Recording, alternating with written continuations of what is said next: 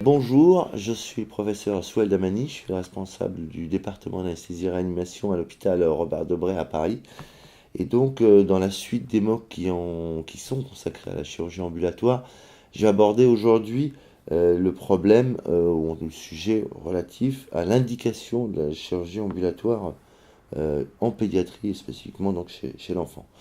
Alors la première chose qu'il faut dire, c'est que il faut absolument, pour augmenter la chirurgie ambulatoire, changer de façon de penser. Avant, on pensait en termes de un patient, est-ce que oui ou non, il faut qu'on le mette en chirurgie ambulatoire.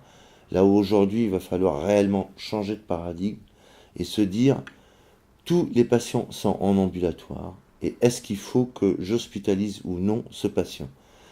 Il n'y a que de cette manière où on va essayer de rattraper un peu le retard qu'on a en chirurgie ambulatoire, puisque si on prend les anglo-saxons, notamment ou les pays d'Europe du Nord, on est en retard par rapport à eux qui ont des taux de chirurgie ambulatoire qui sont de 70 voire de 80%.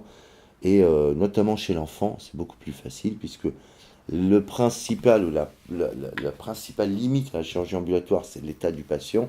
Et on le sait en pédiatrie, dans 80%, ce sont des patients qui sont en bonne santé, qui ont un score ASA de 1 à 2. Donc ça facilite énormément et ça devrait faciliter donc la chirurgie ambulatoire ou le développement de la chirurgie ambulatoire chez l'enfant. Alors, quelques mots sur les indications, quand est-ce qu'on peut et quand est-ce qu'on ne peut pas. Alors, quand est-ce qu'on peut? Ben, on peut dès qu'on a la volonté de le faire. C'est soit d'abord, c'est notre propre organisation qui compte. Donc une fois que l'équipe est d'accord pour faire de la chirurgie ambulatoire, à ce moment-là, on peut commencer à voir les limites. Alors les limites, d'abord liées au patient. Ce qui est écrit dans les recommandations, c'est d'abord, il faut que ce soit des patients ASA 1, 2 ou 3 stables. Ça, c'est du bon sens, hein. Les patients qui sont malades, qui nécessitent un soin particulier et qui peuvent décompenser leur pathologie en périopératoire. Bien entendu, il est hors de question de le faire en ambulatoire. Il faut absolument encadrer un peu le geste chirurgical par une surveillance et des soins appropriés. Donc ça, c'est la première chose liée au patient. Alors, il y a une particularité en pédiatrie, c'est l'âge. L'âge a toujours fait un peu débat. L'âge, pourquoi? Parce que il y a une proportion non négligeable qui va augmenter de patients qui sont prématurés. Et ces patients prématurés, ils ont la fâcheuse tendance de faire des apnées en post-opératoire. Alors les apnées arrivent moins fréquemment quand on les opère sous anesthésie locale-régionale, mais ça arrive quand même. Ça diminue, mais ça arrive quand même par rapport à l'anesthésie générale. Et donc ces patients, il faut faire attention. Alors, la recommandation, elle est relativement claire. Chez les patients qui sont des ex-prématurés, donc qui sont nés prématurément, pas de chirurgie ambulatoire avant la 60e semaine d'âge corrigé. L'âge corrigé, c'est l'âge gestationnel auquel on rajoute l'âge de vie.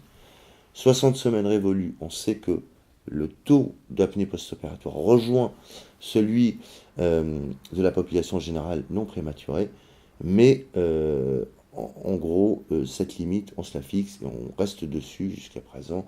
On n'a pas changé. Les récentes études on a montré toujours que c'est la limite qu'il faut prendre pour ces âges chez les patients prématurés. Alors, chez le non prématuré, il est communément admis que 6 mois d'âge, c'est la limite pour pouvoir faire l'ambulatoire.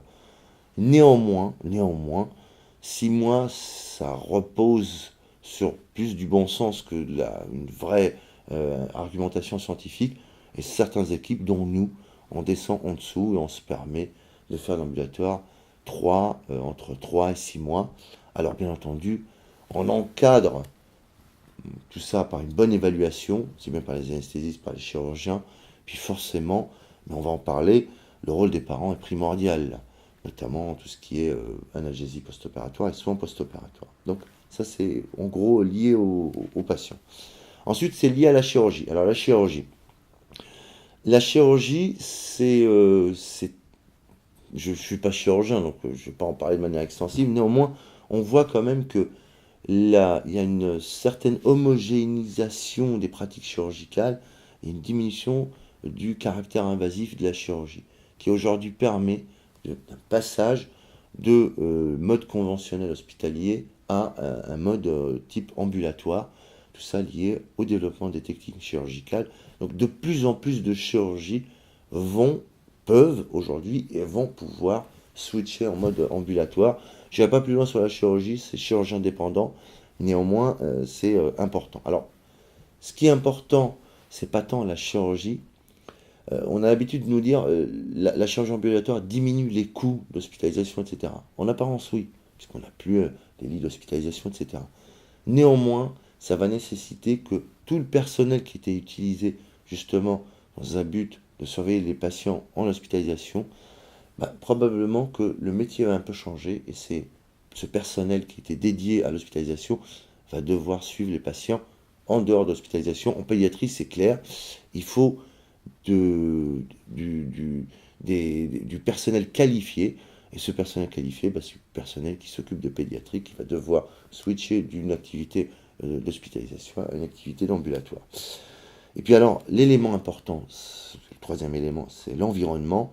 L'environnement, pourquoi? L'environnement parce que la pédiatrie, c'est jamais qu'un patient.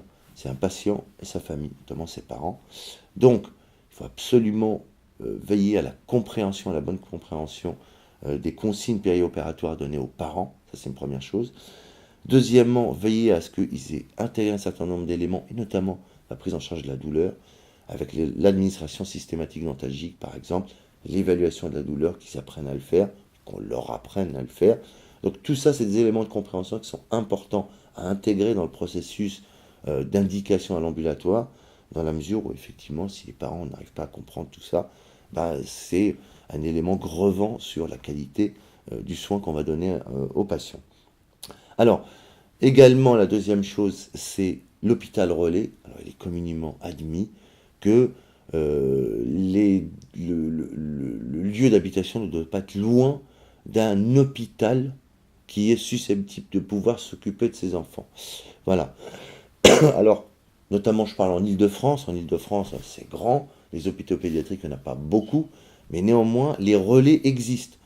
Donc, c'est pas parce qu'un enfant qui va habiter à 30 km de l'endroit où il est opéré, par exemple à Robert Debré, et puis être opéré à 30 km, qu'il est contre-indiqué à la chirurgie ambulatoire. Si un hôpital relais à côté, on peut se permettre de prendre en charge ce patient en chirurgie ambulatoire. Ce n'est pas une contre-indication. Les distances, et notamment dans les grandes régions comme en Île-de-France, ne doivent pas être un obstacle à la réalisation de la chirurgie ambulatoire. Voilà, donc j'ai essayé de vous résumer en quelques mots les indications.